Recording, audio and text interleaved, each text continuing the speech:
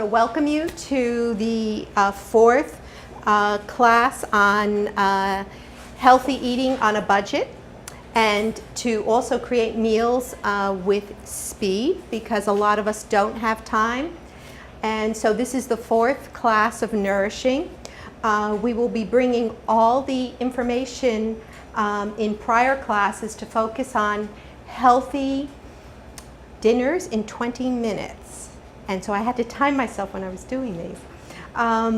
Liz will be discussing healthy desserts and the ingredients that will go into those to maximize the amount of nutrition you get even from desserts. And she has some brownies for us to taste. So I also would like to thank Grace Cottage Hospital for their generosity in sponsoring these classes, along with the West River Community Project here in West Townsend. I would also like to thank Brattleboro TV and Emily for filming this for us. And I also hope that in the classes that you've come to prior to this, that you are using the techniques and things that you've learned and that what we've demonstrated at home, because it's really important to value your health, because food is medicine.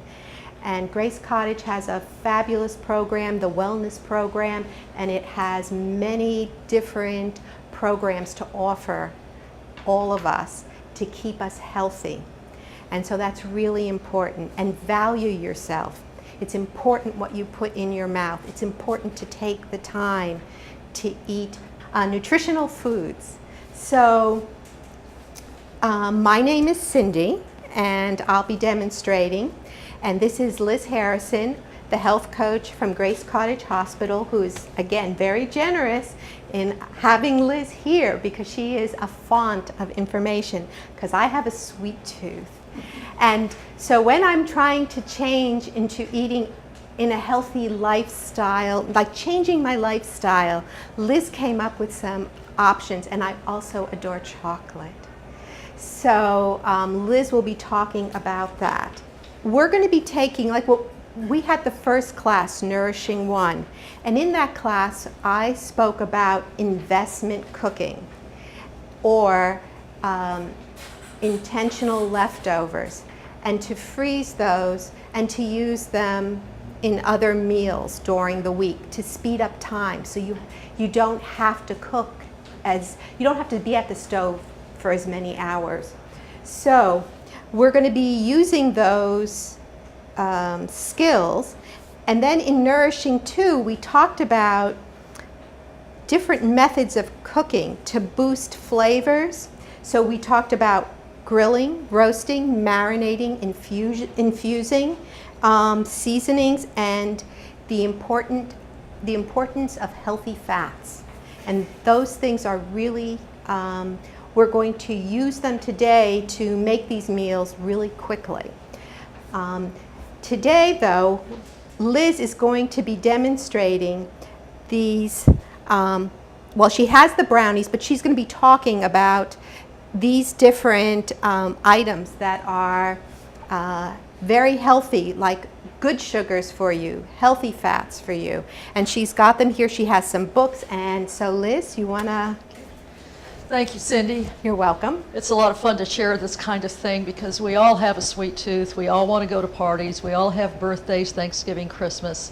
And we want to be able to bake something or take something with us that we know we can eat that won't hurt us.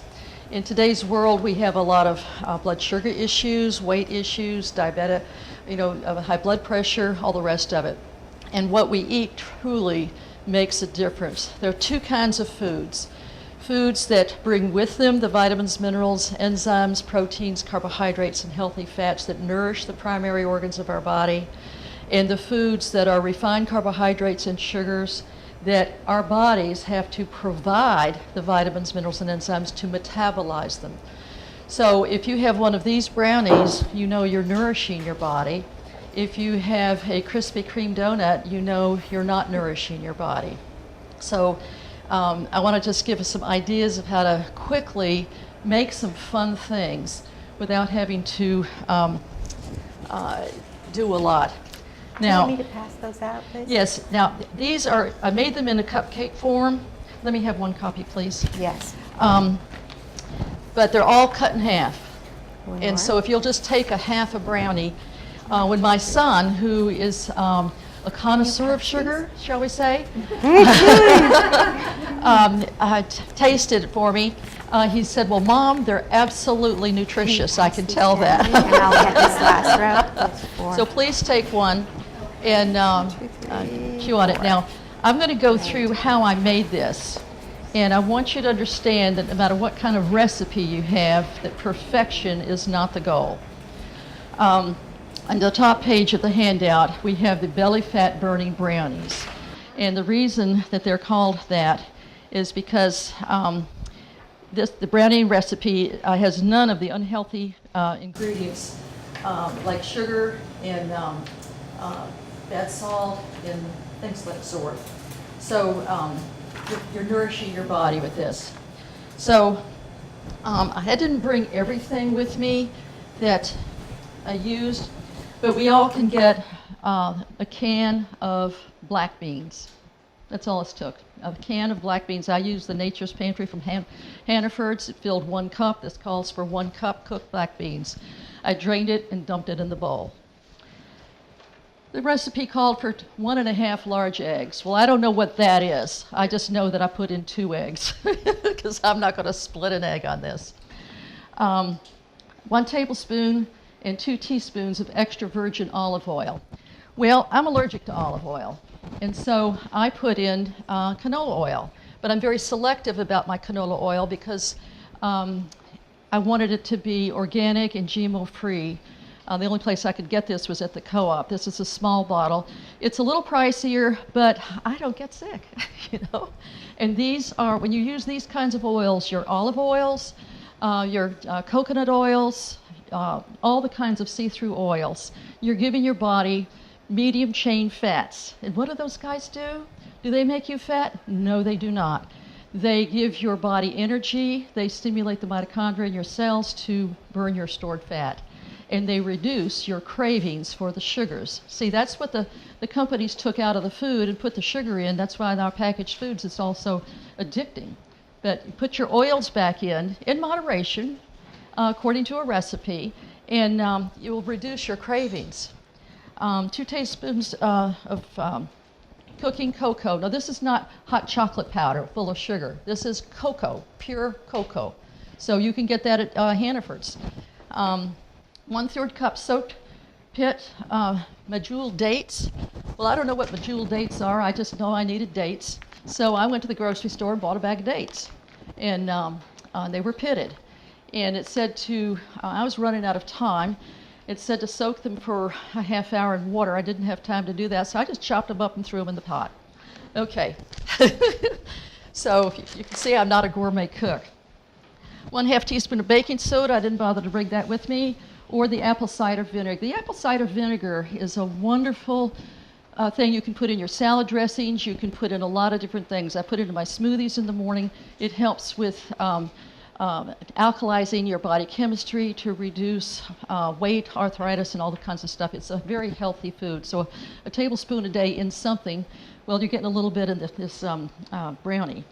Now, sea salt, I'm very particular about my salt. Ground sea salt, Celtic sea salt, has the minerals in it, and so does Himalayan pink salt. And that's what's going to add nourishment to your body. If you look at a lot of the Morton salt out there, look on the ingredient level. There's sugar in the Morton salt. So be very careful about your salt and what you put in your ingredients. 1/2 teaspoon of pure vanilla extract. That's easy to do. Now, the 2 to 3 tablespoons of dark chocolate chips. Okay. I went to Hannaford's and I got the organic Toll House dark chocolate morsels. Now, I'm kind of a chocoholic, and it called for 2 or 3 tablespoons. Well, my hand slipped a little bit, so there's probably a little more than that in the brownies. But you can do that according to taste. And I had a telephone call during the time that was to do with Irene and all that stuff with a cousin, and I got distracted. So I had put all the chocolate chips into the batter. Well, then I read down here I'm supposed to fold those in at the end. I thought, okay, now what do I do? So I just got out my food processor because I had to get the black beans all, meshed up, and now the chocolate chips were there. So I just put it all in the food processor, punched the button, and then scooped it into the parchment things and baked it. So perfection here is not the goal. Now, one thing I would have liked to have time to do, but I will tell you about, is frosting. Take your dark chocolate chips and a teaspoon of vanilla, maybe take a whole, if you're doing this kind of thing, or a big cake, you can do a whole package, and put I think it's about a 1/3 cup of coconut oil in a saucepan. Stir it, get it all liquidy. Now, put it in the refrigerator for about 20 minutes to gel up a little bit, and you have dark chocolate frosting with medium chain fats and a little vanilla flavoring, and it tastes delicious. So when you take a bite of a dark chocolate, you want to let it melt in your mouth and savor the flavor and chew slowly, and then you will actually want less because your body will be more satisfied sooner. So, that's the kind of things. Now, there are very good books. This is one of the best ones I've ever seen, the Paleo Bread Bible. And you can make any old kind of dessert you want with healthy ingredients. And the healthy ingredients basically come from almond flour, coconut flour, and eggs. Those are the core ingredients for making a cake, making a torte, and you've got recipes right there with you. So this is what you want to have on hand when you want to make some muffins. You can make the torte on there, put it in, instead of putting it in a big pan, you put it in the muffin tins, and you can fold some blueberries in there, and what do you have? Blueberry muffins for dinner. Nobody knows it's healthy. So anyway, that's a good way to do it. Now, sugars, there's a lot of different sugars on the market. Trivia is one of my favorite. I use it in the morning in my coffee. I used to have good stiff caffeine coffee with sugar and cream, and I'm down to a decaf and one Trivia. So I'm not hurting myself because this is from a natural plant. This is not a chemical sugar alcohol. So I use this all the time in anything I want to sweeten. I keep it in my purse for when I go to a restaurant and have iced teas, things like that. It's stevia. It's stevia, yes. And some of them are more erythritol, and some of them more stevia, but both of them. Now, the difference between stevia and erythritol is if you're going to bake a cake and you want a cup of sugar, you can use a cup of erythritol, and this doesn't have the calories or the impact on your pancreas for spiking your insulin with the glucose, and it helps your cakes to rise. Stevia does not work in raising anything, but erythritol works beautifully. And the cheaper way to do it, you can get the small pack, it's kind of pricey. Go out on Amazon and get the big one, and then refill your small one for your cabinet and keep the other one in the freezer. So then you've saved some money and you've got some very healthy sugar resources to make, sweeten up your, whatever the recipe calls for in terms of sweetener. And substitute it all. Substitute the erythritol. That's right. And it's a 1-to-1. That's right. So Coconut Secret Raw Coconut Crystals, low glycemic sugar alternative, non-GMO, gluten-free, all this rest of it. This is an alternative. And I pull this out of the, because if you want to garnish something a little bit, maple syrup is an okay sweetener used in moderation. The darker the maple syrup, the better quality for cooking because you have a higher mineral content. And you're only going to use a little bit. So if you want to garnish something to make it look real pretty, here's certified pure maple sugar granules you can just sprinkle on something. So then you're not putting a whole cup of this in a recipe. You're just making a cupcake look pretty with a candle on it for somebody's birthday. So anyway, those are some easy ideas on how to have sweets and treats with healthy ingredients, but you know that these ingredients are going to nourish the primary organs of your body, And the way to enjoy less of your sweets and treats is to chew till mushy so that the flavor, savor the flavor, and you will end up eating less because the body will feel more nourished more quickly and you won't want as much. So instead of needing that extra piece, you'll be satisfied with one. And if you do that right next to a meal, then the high fiber vegetables and fruits and proteins that are in your meal will cushion any contents in there. So the way to eat ice cream is very good quality ice cream without all the chemicals in it. 1 scoop only, tiny spoon, tiny taste, and eat it slowly with some dark chocolate chips on top. And you do that once in a while, but have it after lunch so it doesn't impact your sleep at night. So I hope those ideas are helpful. And any questions? All right. If I can get that bag, I'll put all this bag, get out of your way. So I would like to freeze them it's over there. and then Yes. have individual portions. Now, can you eat a whole brownie, or do you really have to eat only half? I did half because I wasn't sure how many people Oh, were going good. to So, be but here. no, if we make them, we could eat 1 whole brownie. 2 is fine. It's not 2 is fine. I like it better. Deliciously informative. Okay, so what we did in the other 3 classes, we're going to build on today. And so what I'm going to be doing, or what I have already done actually, is I have pre-roasted chickens because we're going to be doing a chicken salad. We're going to be doing fajitas, and then we're going to be doing a stir-fry chicken and with vegetables, and then we're going to be doing chicken soup. And so what I'm trying to show you is, so say if you were off on Sunday and you did intentional leftovers or investment cooking and you roasted 2 chickens instead of just 1 chicken, then what you would do is you would have that meal that night with part of the chicken, and then you would take that chicken and you would start cutting it up as well as the other chicken, and then you would then start using it for all these other meals. And you could choose, well, maybe tomorrow night we'll have just chicken salad, or maybe we'll have soup depending on the temperature. So these give you options about how to take a meal and intentionally make leftovers so that you can then use it the following night or at lunch the following day, so it saves you time.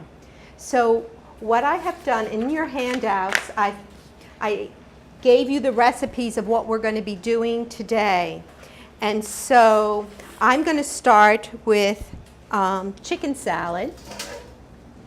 And to speed this process up, I did most of the slicing and dicing. So what I have here is the roasted chicken diced up, and I'm just going to take this and I'm going to, and later on we'll do some tastings. So here is some chicken. We're going to do some celery, and we're going to put that in. We're going to put in some artichokes. I always buy the frozen ones and then I thaw them because it doesn't have all the added oils, and a lot of times when you go to the grocery store you can't always find organic artichokes. So I buy the frozen ones, and they work out really well. These are capers, and so I put in some capers, and you can, if you really like them, you can go crazy with them, or you can just put as little as you want. I take black olives.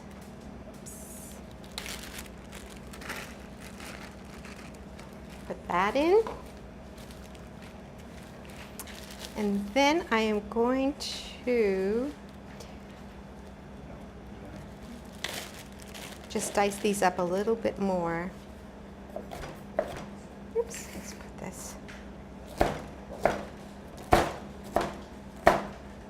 This time of year, it's so wonderful with all the fresh vegetables that are out, and it's wonderful if you can take advantage of that and actually overbuy your vegetables and either jar them or I've been taking, I grew a bunch of kale, but we go through a lot of kale, so I've been buying it from the local farmers, and then I just chiffon it and I put it in bags and Ziploc bags, and then I just take the air out and put it in the freezer so that if we're doing omelets in the morning, we just take a handful and it just goes in our omelets.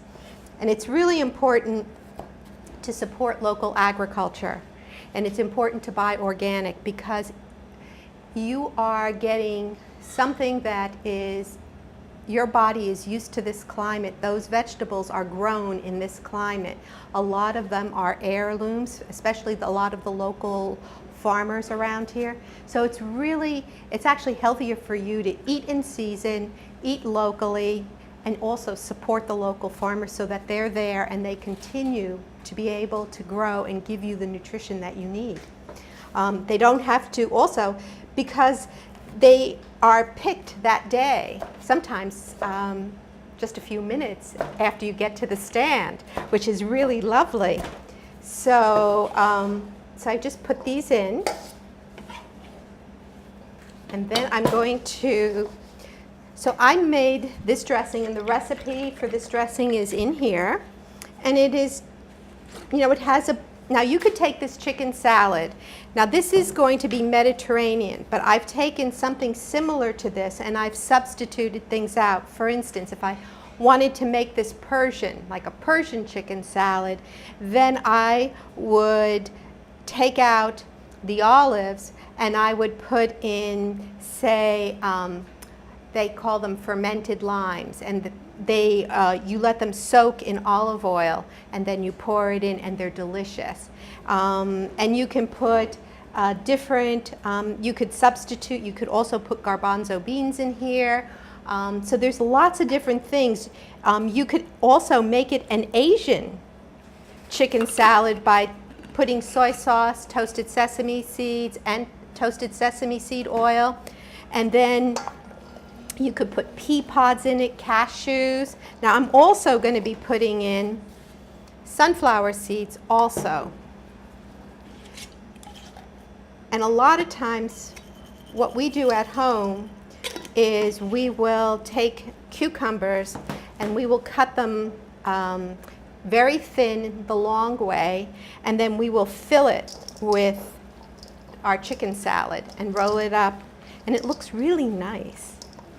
So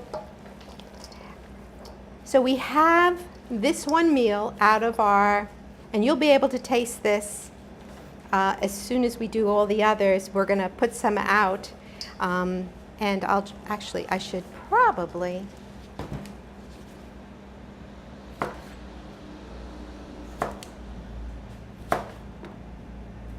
and always remember to rinse your vegetables.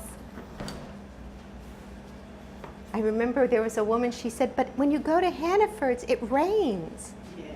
And I said, that's interesting. I never thought of it that way, but no, wash them again. It rains. I thought that was sweet. So then you would just put this, there we go. So here's one, and you can then, so this year wasn't the greatest tomato year in the world. However, there were still lovely tomatoes. And so this year, I grew 80 varieties of tomatoes, and this one is 80. Yeah, and this one is lovely. This is called Solar Eclipse, and I don't know if you can see how beautiful it is. It has black purple shoulders. So it's almost, it has, it is an heirloom tomato. It's from Peru, and it has, the shoulders are this purpley blue, and they carry the similar blueberry gene. And when you cut them open, I don't know if this one will do it, but it's not like the reddish, it's more like a goldeny color. And these are one of the most sweetest, delicious tomatoes that I've ever grown. So I will be growing them again, and a lot more of them. This one is lovely too. This one is more familiar, and actually I'm wondering if I can just cut enough pieces of this and so that people can taste this if they are tomato lovers. This is called green zebra. And we already had a frost, so I have very few tomatoes left because I've processed most of them in the past 2 days. But it's wonderful to be able to see if we can just get some napkins and see if you guys can just get a taste of this one. I never thought I would like green tomatoes, but they're actually quite delicious. When I start stir frying, we're going to open the door. And so let me see, there are some napkins here. Maybe we can just, well, let me put on a different pair of gloves. Get rid of this, put these on. Has folks' gardens done well this year, or has it been late for you folks? Mm-hmm. What, Liz? Late? Well, a little late, but also slow too. Yeah, that's what I've been hearing. I thought it was just mine, but no. So I'm going to just pass. Oops.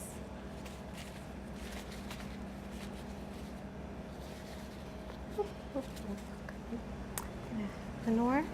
And if anyone doesn't want to try, just let me know, because not everybody is a fan of tomatoes. I love tomatoes. Wow. Nice. It's an heirloom. So you use some help. Yeah, so I'm just going to pass these out. There we go. So Liz, I'm going to just put them on here just so that they can taste. I didn't think about this until actually as I was leaving. I went, oh my God, I didn't cook those up. I can let people taste those. And also, you know, what we have going on right now is we're also doing, in conjunction, the West River Community Project with Grace Cottage Hospital is doing tons of tomatoes. And so we are growing, we're asking people who have extra tomatoes to either drop them off at Grace Cottage anytime, or they can bring them here and we process them in this steam kettle. And the tomatoes will be going to the Townsend food shelf. And so right now we've done 780 pounds of tomatoes. We have 1,200, I think, tomatoes to go. And so if anyone has extra tomatoes that would love to donate them, we would love to cook them up for the food shelf. Okay, so we have this chicken salad that you will taste in a bit. Next, what I'm going to do is I'm going to start stir frying. So I'm going to have to turn on the fan. I apologize, but I am going to open the door. I think it'll be more comfortable for everyone, I hope. So when you're stir frying, the important thing is to get your pan hot first. Don't put the oil in and start pouring your vegetables. You have to get your pan hot. And then you just start piling in your vegetables. But you do, what I usually do is I'll just do all my onions at once and I'll put it in a bowl. And then I'll just keep going down the line. But I usually make big stir fries and then I freeze them so that some evenings if I come home and it's 7 o'clock already and I'm tired, I will just take out my little frozen squares of stir fry vegetables, and then I will add a meat or a fish or quinoa, which has protein in it. So I'm going to be right over here and going to see how hot the oil is. So it's not hot enough yet because it's not sizzling. So I'll just wait till till it's up. Yeah, I've got it up max. Okay. Okay, so now it's starting.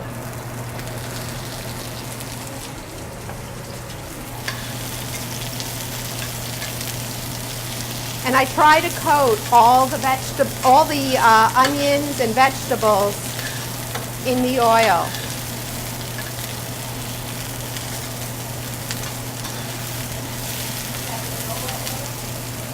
I am using the organic canola oil because it's a nice neutral oil and it holds up better to the high heat. Peanut oil is good, but it goes rancid very quickly and it can get an off taste. And I wait till the onions get a little brown. What you want to do is use an oil that has a high flash point, and not all oils do. You could use coconut oil that has a high flash point, but olive oil is so luscious, I usually add it at the end. As soon as these get a little brown, I'll show you them, and then I'm going to put a little bit, I have in there a teriyaki sauce that I will put over them, just a little bit. And then I'll start on the carrots and the peppers. I'm going to put a little bit of this pre-made soy sauce that is in there. It's like a teriyaki.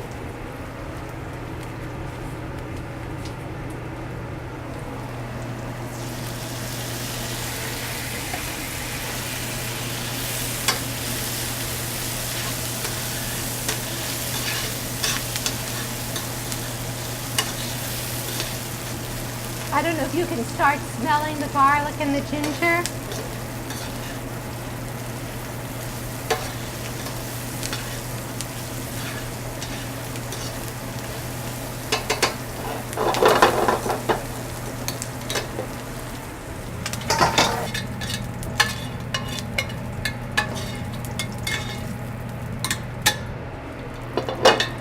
Okay, next I'm going to put in the peppers.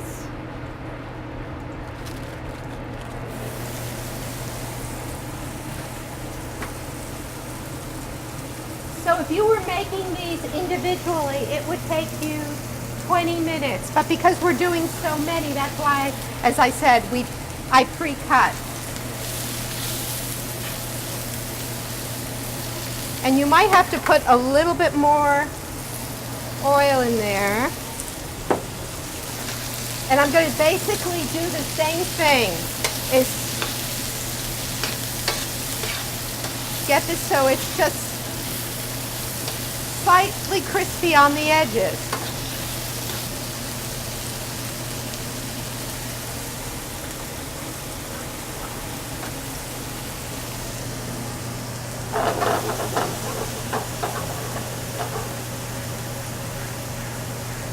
Also, try to remember when you're cooking, keep a sort of a mental diary of the different vegetables you've been eating so you don't end up getting in a rut eating the same vegetables over and over again. Change it up so you get better nutrition. That's very important.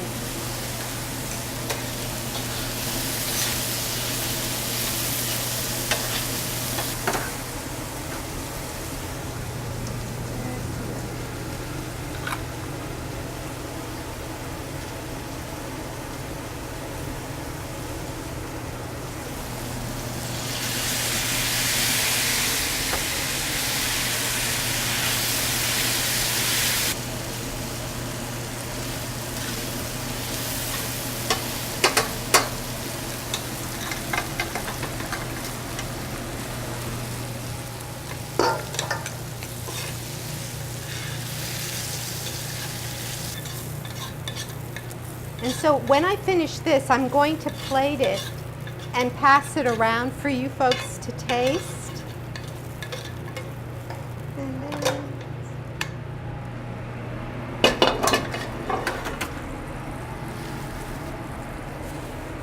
And this is just some broccoli that, again, I pre-cut flowerets.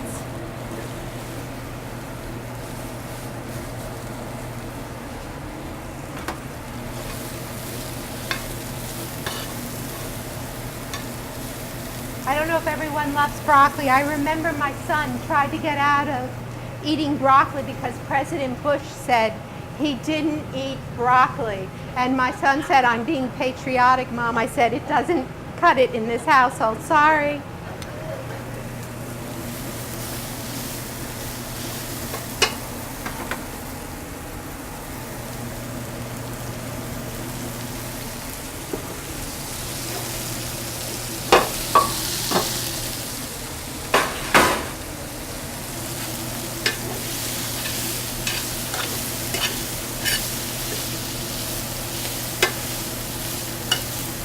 And you can substitute any vegetables that are in season. You could substitute kale, cabbage. You could do eggplant, jicama, cucumbers. I saute cucumbers with toasted sesame seed oil, the teriyaki sauce, with scallions, and we eat that. And cucumbers taste delicious, just quickly seared in a pan.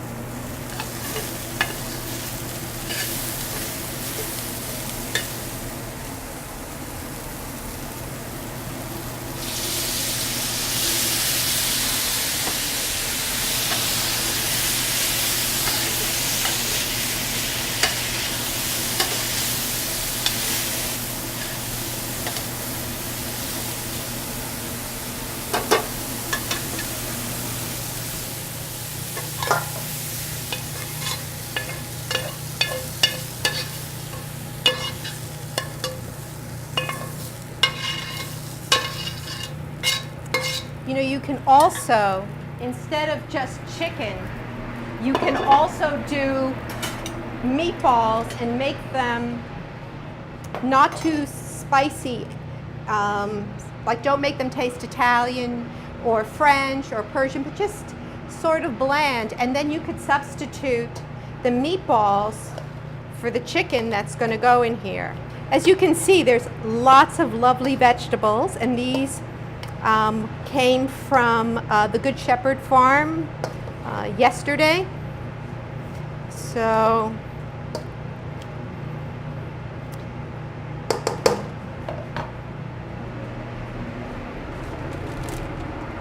here is some leftover of the teriyaki. And then I'm going to take part of this.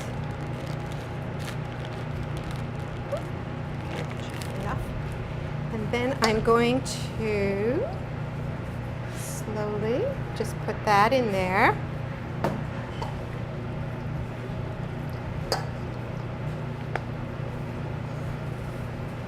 So Liz, I'm going to ask if you can help again. I have all those sort of leaf, yep. So we can start, I'm going to just start taking them, and we're going to, and if you can hand out, yep, just move it over, and I'm,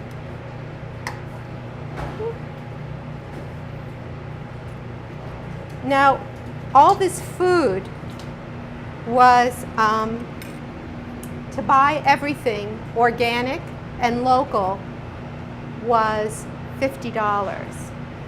And there's going to be a lot of food left over. So it's amazing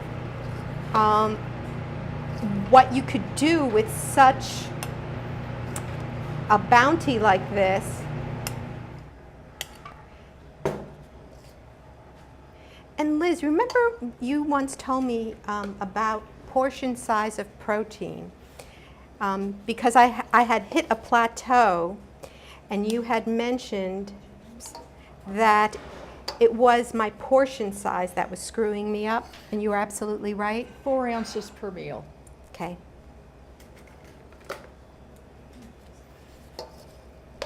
I mean, if I'm really going fast and not talking, I can do this in about 15 minutes. And shred the chicken, you know, fry all this up, and then sit down to a meal.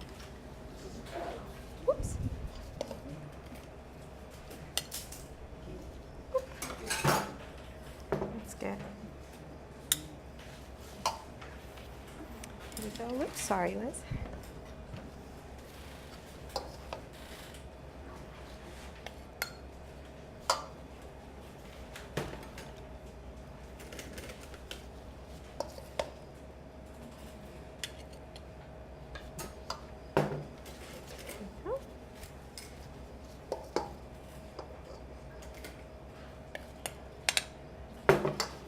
There we go.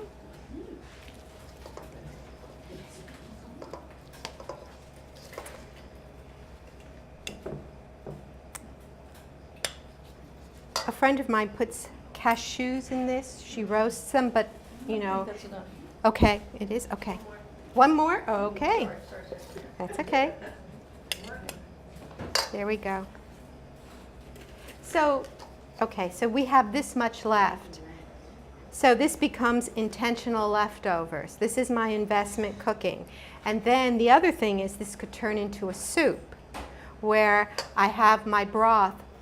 So I saved the carcasses from the 2 roasted chickens and I stuck the carcasses in the crock pot. And there's a recipe how to make chicken broth in a crock pot. So you could, first thing in the morning, you take your bags of bones and extra pieces from the your like roasted chicken or rotisserie chicken. You put it in your crock pot and then you just follow those directions and you have stock. And so you just strain that out when you get home and you put it on low. And then you would take something like this without the chicken or even with the chicken and just put it in. And in once it gets the same temperature as the hot soup, that's like 7 minutes, if that, you have a meal. And then you can have a salad on the side and you're good to go. So we have this. I'm going to put this down here. Take this one for the fajitas. So what we're going to do next is we're going to do fajitas. And so the fajita is basically the roasted chicken. And I'm going to stir fry, in essence, peppers, black beans, and onions. And I will stir fry those. And there is a fajita sauce, which I put in there. And I don't know if anyone's familiar with Side Hill Farm jams. They're made in Brattleboro. They've been made for like 60, 70 years. And so I use their jams because they have a lower sugar content. And so I used spiced peach and Mexican seasonings for the sauce that goes on the fajitas. And so I'm going to do that up right now. And then we're going to put them on tortilla shells. And that's, you can imagine, you could either, again, put the fajitas, the flavoring with the chicken and the veggies, and you can do beef too also, which is more traditional. You could put it in your wrap or a tortilla shell, and then you could have it with either soup or salad, and again, you have a meal in 20 minutes. So let me get that going. Excuse me. Yes. How long do you, it didn't seem like you cooked the vegetables very long. No. Do you look for them to get a little brown? Yes, like they get just a little crispy. So in essence, you're sealing them. You're making them a complete sealed package. So the juice goes into the center. So when you eat the pieces, they burst in your mouth and they're really delicious that way. I love to eat so much. So it's always like, how can I maximize? Like, I don't want to hide the pepper because peppers taste so good. I don't want to hide the tomato taste. I mean, there's nothing like when basil's in season and you just go out and you pick basil and your tomatoes are in, and you just do a simple, you could use actually the salad dressing on there, and I'll show you. You can spiralize a zucchini or any root vegetable, and you can have so much fun, and it's so delicious, and it's free of carbohydrates. And it's so much more healthier for you. So now I'm going to just start that, and we'll do some spiralizing. Okay, let's go.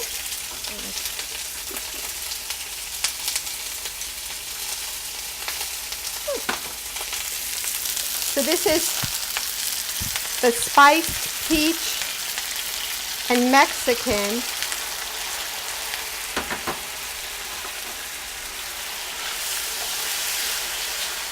So this is really not stir fry. This is more like sauteing, because I want the onions to pick up that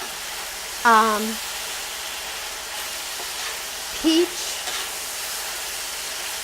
and coriander sort of taste, and it makes it should make the onions, well, they're getting there. They'll get like almost, you would think it was curry, but it's not. That. And now I'm going to put, let's see, just let that cook a little bit more. And then I'll throw the peppers and the beans in. Now, is there anyone that has dairy problems, digesting dairy? Okay, so I'll just throw in a little dairy.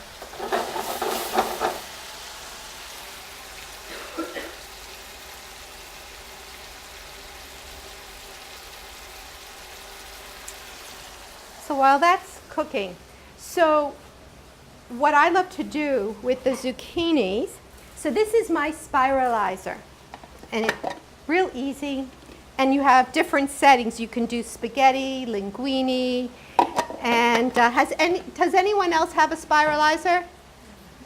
I think they're, what? Not like that, though. I just twist mine. Right, well I have carpal tunnel, so twisting doesn't work for me, but this does.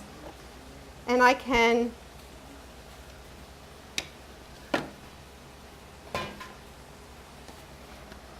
so as I go around,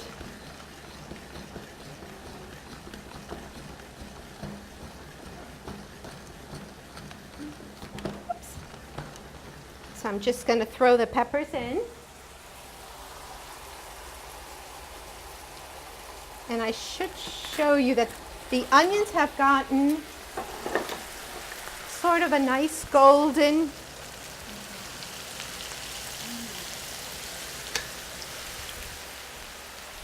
Okay.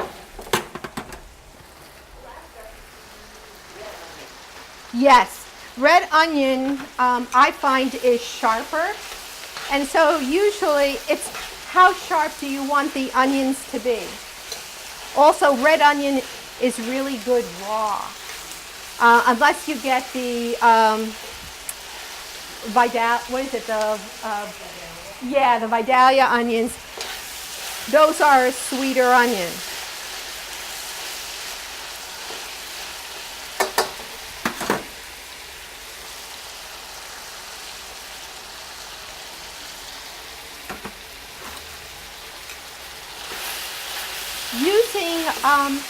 Using fruit, when you think about it, tomato is a fruit.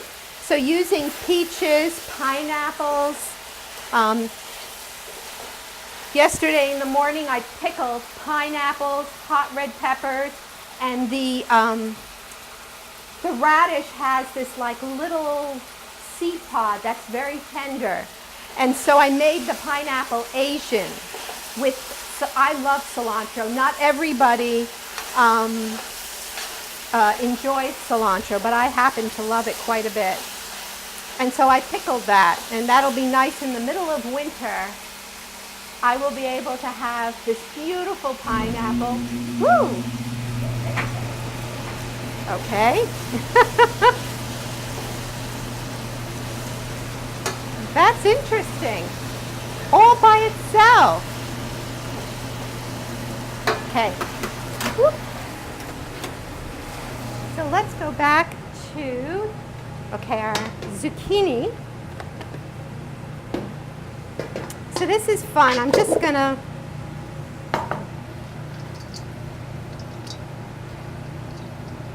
so we have these strands. And so what I do, and this can, you can take this, put it on a roast, like a shallow cookie sheet with like aluminum foil. You mix olive oil if you want to put, say if we were doing this Italian, Parmesan, and I put a few tomatoes and my garlic, and I grill it for like a few minutes till it starts getting a little crispy on the top. and you bring it out, and you can put your meat on top of it or whatever it is, or you can take it when it cools, put it in Ziploc bags and freeze it. And then you just pull it out, and then, thank goodness for microwaves.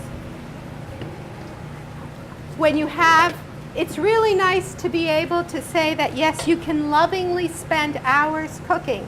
And there are times when I do that, but most of the time, when you have deadlines or you're working or you're tired, it's really nice to be able to just pull something out and nuke it. And so I love the idea that I can do all this now. So in the winter time, I have all my investments. These are my stocks. And at the end of every season, I use them up. So you're already doing what Wall Street's doing, only you're doing it in your freezer, or if you have a nice root cellar and you're canning.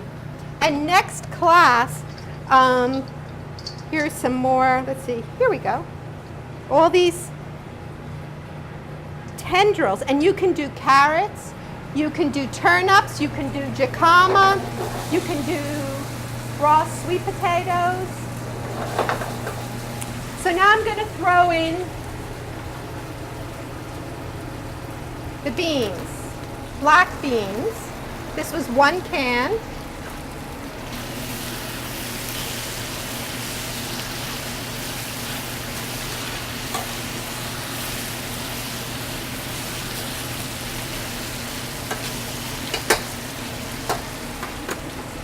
And I'm going to put the rest of the chicken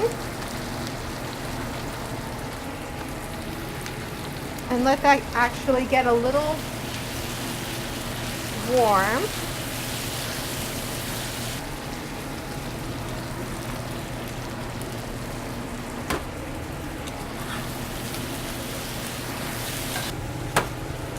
And this was just a little grated cheese. Also, goat's cheese is great in here. When I was in a hurry, I've even used cream cheese sometimes. Now you could substitute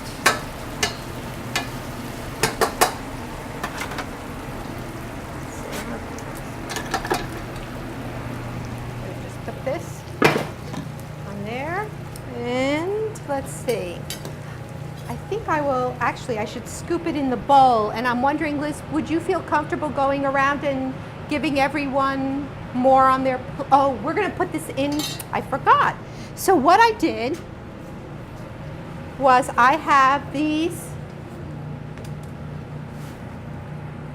little wraps that I just roasted, and then you put the, actually, you know what, Liz, maybe we should do we have a, can you get a chopping board? And I'll fill these, and then people can just take them.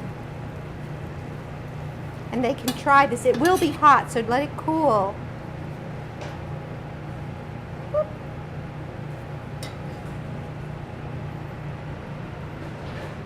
There might be a smaller, yeah.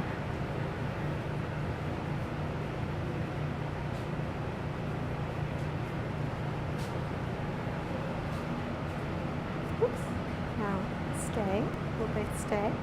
It might pop open, but let me just, here we go. We take a bunch of these. I'm going to start filling these.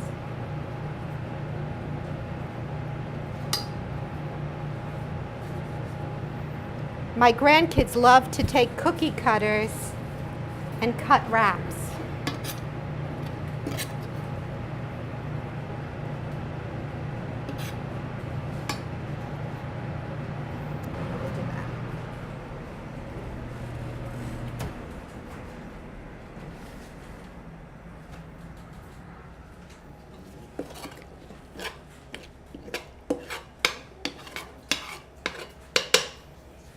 So the quantity, I still have quite a bit left, and so you could actually take this and make like a Mexican tortilla soup. You could also use this let it get very cold and get a beautiful avocado and cut it and fan it, and you would have a beautiful, you put this on top and it's a salad. So there's lots of, again, once you get these things, it's very inspiring what you can do with it in terms of your options. And you could put this on rice if you wanted. So this is, let's do you there. Well, okay, so we're going to just put this over here. And while you're eating, so we spiralized the zucchini, but as I said, you can do turnips, any of the root vegetables you can spiralize, and you can stir fry them, you can use them in soup, and that's what I did, and we'll be tasting that next. So I used up all the meat from the 2 chickens, and then I took just the carcasses and I threw them in the crock pot, and I made a chicken broth, and then just threw in some vegetables. And I had just a little bit of chicken meat left, and I threw it in there, and that became chicken soup. And that can be then broken down into small containers and then frozen. And so you could take out a container and then microwave it or let it thaw in the refrigerator, and you have dinner in less than 7 minutes, because you had the crock pot do your work for you. And so we're going to start serving this. Well, we have more. If you want more, let's see. Do I have any? Yeah, I do. Do you want more? Really? We've got all of these. I put my grandson to work. Sure. So, in the spiced peach sauce, Yes. because you only have 1 tablespoon of vinegar, how did it become so liquid? Because you're pouring it. right. Well, it's actually, by the time you add all the other stuff, it does become liquidy, but it's still pretty thick. Because for here, the only liquid is 1 teaspoon of balsamic vinegar. Oh, okay. Let me just make sure, because, let's see. Stir fry. And let's see, where is fajita? Well, the jam, when you heat the jam, it gets runny, okay? And I put 1 teaspoon of the balsamic vinegar. The other thing, and please, if you have a pen, I also did put some oil in here. And I only put I put like probably 2, maybe 3 tablespoons of oil. And again, I used a neutral oil. But if you wanted to, you could use olive oil. If you're going Asian and you used pineapple jam, then what you could do is use mustard seed, toasted mustard seed oil. If you wanted to go French, you could take like raspberries and white truffle oil or black truffle oil and really go for it. That's not on a budget, but But if you're going to celebrate, you could really celebrate with that. So that's all heated in a saucepan? Yes. Okay. Yes. I apologize. I was doing this last night at. So, and then also, again, you can put cilantro in your chicken soup. You can put it in the fajitas. But as I said, a lot of people have issues with cilantro. You can also take feta cheese and you could put it on the chicken salad. You can put it on the fajitas instead. You could take your chicken and you could make it Greek and then make a Greek chicken salad with cucumbers. So there's, once you get the basics down, it's really important to do that investment cooking if you want to save time. It helps you in terms of just pulling it all together, and then actually it won't be as messy as this either. But it's because I'm doing lots of different things just to show you that with 2 chickens, you could make a soup and a fajita, chicken salad and a fajita, and depending. And if you can do, sometimes I have roasted 4 chickens, and probably in 2 weeks from now, I will roast 4 chickens, and then I'm going to break them down, and I will make soup stock. I will be using the pieces that most Americans don't like, and I'm going to be making like sausage patties out of it, the bits and pieces. And then I save my basil blossoms. Like, okay, so this is African basil. And whoops, there goes my calendulas. So African basil is lovely because it is a shrub. And so it is very aromatic. You can dry the leaves, but you can also dry the flowers. And so you can make panna cotta out of this. And it's, yeah, I mean, please. Yeah, yeah, yep. Liz, could you just go around and give people some of this too? So this is the chicken salad that we quickly put together. I'm sorry I'm making you work so much, Liz. The other thing too with this basil, it's great because it's equally wonderful in Italian food, but it's great in Asian food. So like if you're making a pho soup, which is a noodle soup. So it is a traditional Thai or Vietnamese soup. And so I substitute the zucchini noodles for my pho soup. And then what I do is I will put a little bit of cooked chicken that I have frozen in it. And then I'll put some cilantro, put some of the African basil in it. And then I take a raw egg and I crack it and I put it in the soup for about maybe 2 minutes, and so it's a soft boiled egg. And so when you break it, that beautiful orangey gamboge color with all the greens, it looks so beautiful and it's so delicious. And I've been substituting cashews that I soak overnight and I puree, and it makes like a cream, and I put that in, so you're getting protein and healthy fats, as Liz would, always tell us. Yes. And it's wonderful, and you can take that same cashew cream and put vanilla in it, put it in a pie crust, and put it in the refrigerator, and then dress it with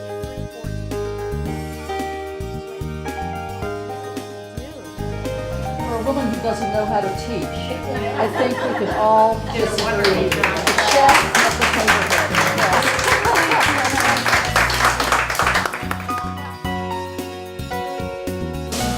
I have learned so much from this class, and I have made things at home, and it's just really changed my life in one fell swoop.